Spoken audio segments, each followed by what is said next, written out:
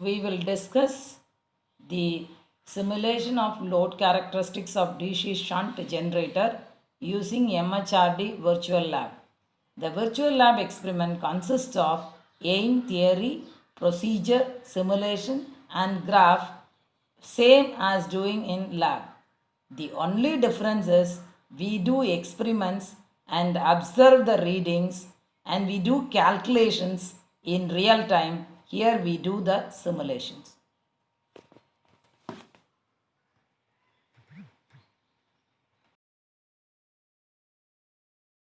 In simulation, we have prime mover coupled with generator set. The generator converts the mechanical energy from the prime mover to the electrical energy. So the prime mover normally supplies the mechanical energy to the generator. Now the power given to the prime mover is from the MCB. The starter L is connected to the line positive terminal of the MCB.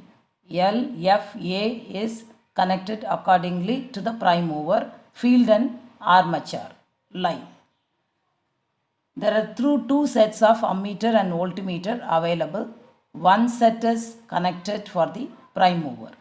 One set is connected to the generator to observe the load current and load voltage. There is a lamp load which is connected to change the load of the generator. The procedure is shown as per the connections. We make connections to the prime mover. The positive terminal of MCB is connected to the positive terminal of ammeter 1. The positive terminal of MCB is connected to the positive terminal of voltmeter. Likewise, we have to complete connections to the prime mover. If we make mistakes, we can reset.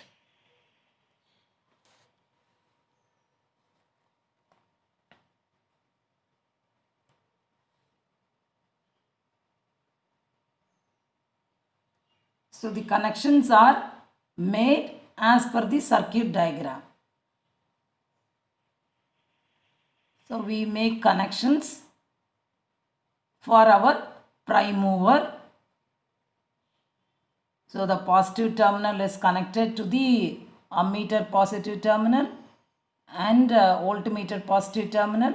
The negative terminal of MCB connected to the voltmeter negative, and the prime mover A2 is connected to the negative terminal.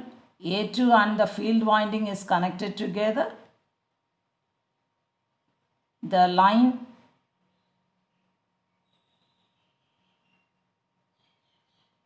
is connected to the negative terminal of the ammeter. Then the armature is connected to the armature of the prime mover. Field winding of a starter is connected to the field winding of the prime mover, so that the prime mover is given the electrical power supply so that it gives the mechanical energy. Now we are making the connections on the generator side. So A1 is connected to the positive terminal of ammeter. Z1 also connected to the positive terminal of the ammeter.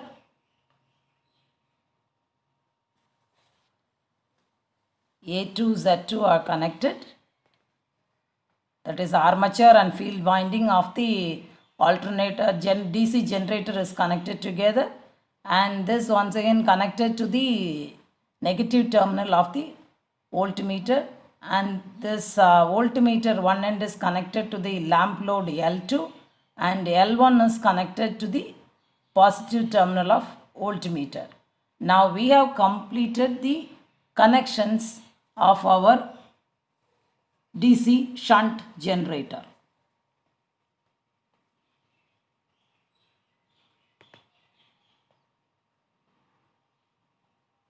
Now we are checking the connections. So if correct connections are there, it will show correct connections. So click OK. Now the generator starts running. We get a E0, the generated voltage. Now we add the lamp load 1. Then you can see the load current and terminal voltage in the observation table by clicking the add button. So likewise we add one by one lamp load to see the variation in the load current and terminal voltage.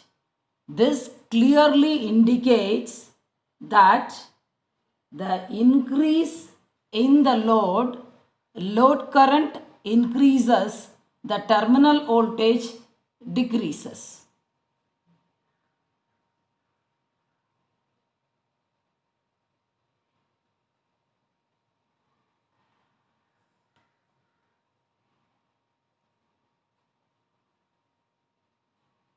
See, we have added 7th load and 8th load.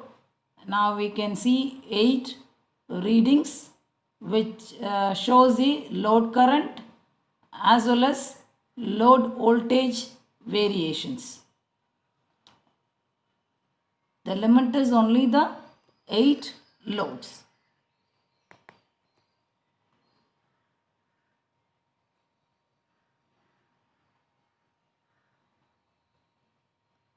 Even though we click 9th load, in the observation table we can't see the 9th load. Now we are seeing the graph by clicking the graph button.